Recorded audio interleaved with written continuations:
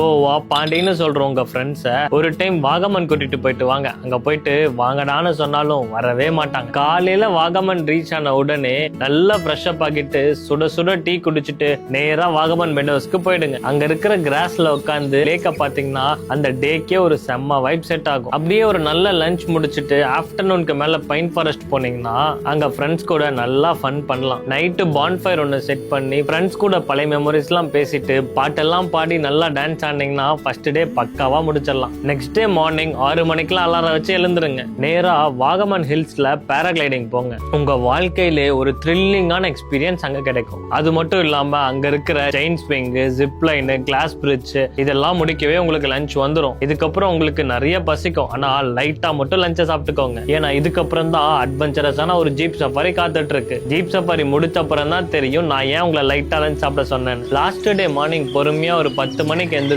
மர்மலா water ஃபால்ஸ்க்கு போய் நீங்களும் உங்க ஃப்ரெண்ட்ஸும் நல்லா ஒரு குளியல போட்டுட்டு மதியம் லஞ்சுக்கு சுட சுட ஒரு கேரளா பிரியாணியை சாப்பிட்டுட்டு சந்தோஷமா உங்க ஊருக்கு திருப்பி வந்துருங்க. ஒரு நல்ல ட்ரிப்புக்கு அழகே நீங்க வீட்டுக்கு வந்த அப்புறம் உங்க ஃப்ரெண்ட்ஸையும் அந்த ஊரையும் மிஸ் பண்ணுவீங்க. இந்த ட்ரிப் உங்களுக்கு கண்டிப்பா அதை கொடுக்கும்.